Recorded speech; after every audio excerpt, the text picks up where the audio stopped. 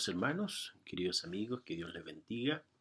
Es una bendición poder estar una vez más con ustedes compartiendo la palabra del Señor que todos nosotros necesitamos como hijos del Señor.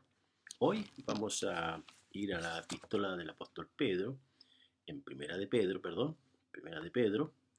en el capítulo 1, los versículos 22 al 25, que dicen así: habiendo purificado vuestras almas por la obediencia a la verdad, mediante el Espíritu, para el amor fraternal no fingido, ámense unos a otros entrañablemente de corazón puro, siendo renacidos no de simiente corruptible, sino incorruptible por la palabra de Dios que vive y permanece para siempre.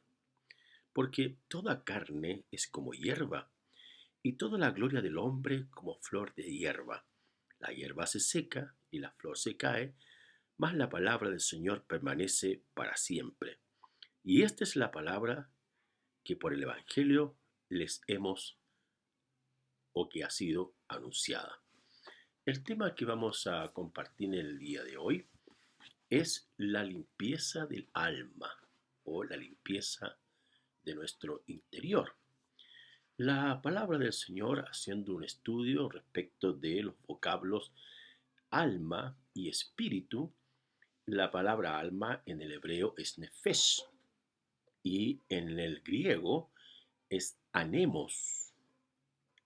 Nefesh significa el aliento de la vida y anemos significa el viento. Ahora, en las Sagradas Escrituras, el Señor Jesús pone mucho énfasis en direccionar y describir la importancia de que el creyente o las personas limpien su corazón, limpien su alma. Y ahí en el Evangelio de Marcos 7, 20 al 23, dice así las Sagradas Escrituras.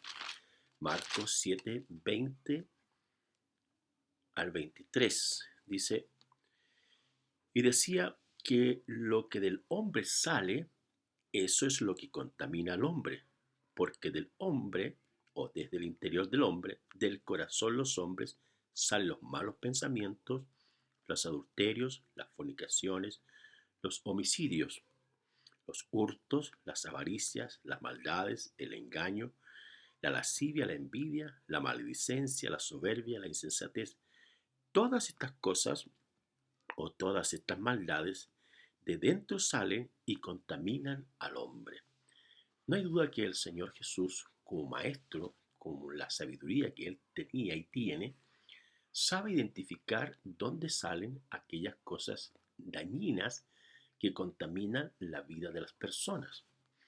También el apóstol Pablo, acá en 2 Corintios, escribiéndole a esta congregación, a través del Espíritu Santo les exhorta en 2 Corintios 7:1 a limpiar el espíritu y limpiar el alma.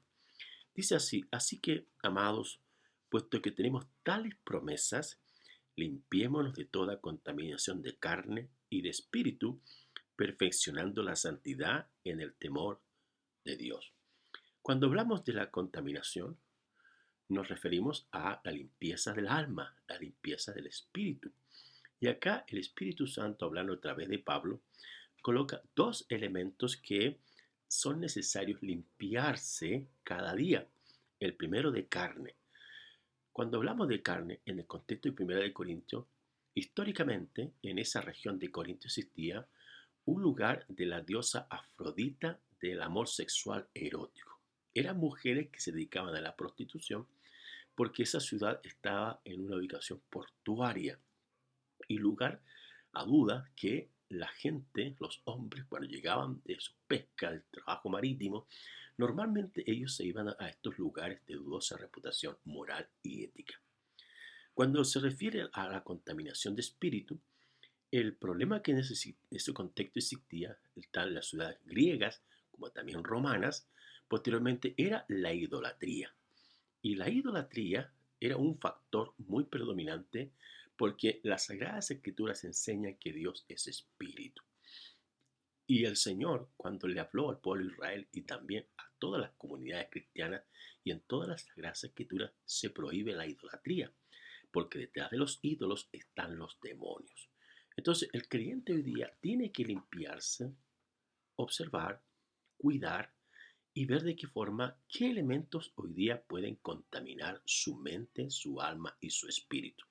Entonces, el apóstol acá, Pedro, en el pasaje leído, nos habla de 3 pasos importantes que todo creyente tiene que dar para mantener, en este caso, limpia lo que sería su alma. En primer lugar, obedecer la verdad. Ahora, el versículo 22 dice, habiendo purificado vuestras almas por la obediencia a la verdad, mediante el Espíritu, por el amor fraternal no fingido, ámense unos a otros entrañablemente de corazón puro. Cuando hablamos de la verdad, en el contexto bíblico teológico, se refiere a la persona de Jesús. Es el mismo Señor que en el texto de Juan, capítulo 14, versículo 6, dice el Señor, yo soy el camino y yo soy la verdad, yo soy la vida. Nadie va al Padre si no es por mí. Para los griegos, la verdad era un concepto filosófico de sabiduría humana. La filosofía, o esta palabra filosofía, significa amor a la sabiduría humana. Pero es el Señor Jesucristo la única persona que llega a decir, yo soy el camino, yo soy la verdad, nadie va al Padre si no es por mí. Por lo tanto, la verdad, más que un concepto, es una persona. Es la persona de Jesús, la verdad que hoy día el hombre necesita conocer. Entonces, atender detenidamente, en este caso, la palabra del Señor. Y es el Espíritu Santo de Dios quien inspiró la palabra del Señor para que todos los creyentes puedan atender constantemente la palabra del Señor. De esa manera, el Espíritu Santo va a conducir al creyente para que éste se limpie en cuanto a su alma, en cuanto a su mente y en cuanto a su espíritu. Ahora, en Romanos capítulo 8, versículos 26 y 27, vamos a ver ese pasaje. Romanos capítulo 8, donde el mismo Pablo escribe y habla de la ayuda más importante y trascendente que el creyente tiene. Dice, y de igual manera el Espíritu nos ayuda en nuestra debilidad, pues que hemos de pedir como conviene no lo sabemos, pero el Espíritu mismo intercede por nosotros con gemidos indecibles. Es decir, hay muchas áreas en nuestro espíritu, en nuestro interior, que a veces pasan situaciones dolorosas, complicadas, difíciles. Pero mis queridos amigos y hermanos, la persona del Espíritu Santo es el único que nos puede ayudar en nuestra debilidad, para fortalecernos, para animarnos a seguir adelante y confiando plenamente en que Dios puede hacer un milagro, que el Señor puede despejar el camino, que Dios puede hacer algo imposible para nosotros, porque Él es Dios Todopoderoso. Bendito sea el nombre de nuestro Señor Jesucristo. Entonces, en este proceso, en este paso de obedecer la verdad, es obedecer al Señor.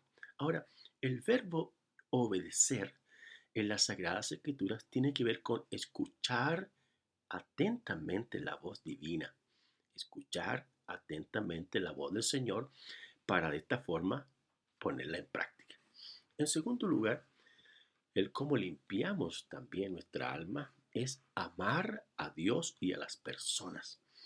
Amar aquí es el gran mandamiento que nuestro Señor Jesucristo estableció para los creyentes. Ahí en Juan capítulo 13, versículo 34, Jesús dice, un nuevo mandamiento les doy, que se amen unos a otros como yo les he amado. Por lo tanto, el amor de un corazón puro hacia el Señor, hacia nuestros hermanos y hacia quienes aún no conocen al Señor, es un mandamiento de Dios y no un sentimiento. Los sentimientos cambian, las emociones son variadas, pero los mandamientos del Señor son los que permanecen para siempre. Por lo tanto, el amor del Señor, que es el mandamiento de Dios divino, entregado a los discípulos, a los creyentes de todas las épocas, es lo que Dios desea que hagamos. Ahí en Hebreos capítulo 13:1 dice, permanezca el amor fraternal, el amor de la familia, el amor entre los creyentes. Entonces, cuando tenemos una actitud de amor hacia los unos y hacia los otros, es eso lo que produce limpieza para nuestro espíritu. Somos santificados a través del amor del Señor, que nos ama y quiere que nosotros también amemos a Él en primer lugar, como también a todas las personas que están junto a nosotros. Y en tercer lugar, la forma para limpiar nuestra alma es amar la palabra de Dios. Ahí en el versículo 23, volviendo a primera de Pedro, capítulo 1, versículo 23 al 25, dice, siendo renacidos no de simiente corruptible, sino incorruptible, por la palabra de Dios. La palabra de Dios, hermano, es lo que hizo que la creación existiera. El texto de Génesis capítulo 1 y 2 dice que por la palabra de Dios fueron hechas todas las cosas. Dios habló y ocurrieron los hechos que nosotros hoy día conocemos. La creación, el cielo, la tierra, el sol, la luna, las plantas, los astros, y usted y yo también hemos sido creados por la palabra del Señor. Por lo tanto, lo que está por sobre todas las cosas es la palabra del Señor, que nosotros tenemos que amar y vivir la palabra del Señor. Y ahí el texto dice algo muy interesante, la palabra de Dios que vive. Por lo tanto, la palabra del Señor es siempre activa, no es algo que se pueda dejar amarrado en un texto o que no se pueda cambiar. La palabra del Señor es viva y eficaz, escribió el autor de Hebreos en el capítulo 4, versículo 12, que dice, porque la palabra de Dios es viva y eficaz y más cortante que toda espada de dos filos y penetra hasta partir el alma y las coyunturas y discierne los pensamientos y las intenciones del corazón, porque no hay nada oculto delante de nuestro Dios. Qué hermoso, hermanos, como la palabra del Señor, que es tan dulce, tan maravillosa, puede entrar en nuestra mente, puede entrar en nuestro corazón, puede entrar en nuestro espíritu y sacar todo aquello que esté mal, que contamina nuestra alma, que ensucia nuestro espíritu, y de esta manera es lo que Dios desea que hagamos. El autor también de Primera de Juan, que es el mismo apóstol Juan, que dice, si confesamos nuestros pecados, Dios es fiel y justo para perdonarnos y limpiarnos de toda maldad. Hay cosas, hermanos, en nuestro corazón o en nuestra mente que a veces contaminan, que pensamos cosas que no debemos pensar, que decimos cosas que no debemos decir, comentarios y observaciones que no son edificantes ni constructivas, y que tenemos que llenar nuestra mente con la palabra del Señor y nuestro corazón con la palabra del Señor, porque es la única que puede limpiar nuestro corazón y transformar nuestra vida para que de esa forma alabemos y bendijamos al Señor.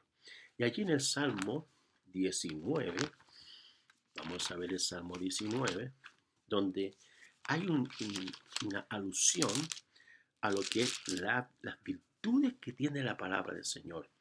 Allí en el Salmo 19, 7 al 14, que dice, la ley del Señor es perfecta, que convierte el alma.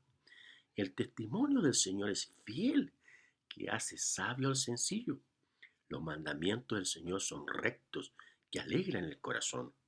El precepto del Señor es puro, que alumbra los ojos. El temor del Señor es limpio, que permanece para siempre. Los juicios del Señor son verdad, todos justos, bendito sea Dios. Deseables son más que el oro y más que mucho oro afinado, y dulces más que miel, que la que destila del panal. Tu siervo es además amonestado con ellos. En guardarlos hay grande galardón. ¿Quién podrá entender sus propios errores? Líbrame de los que me son ocultos. Preserva también a tu siervo de las soberbias, que no se enseñoreen de mí.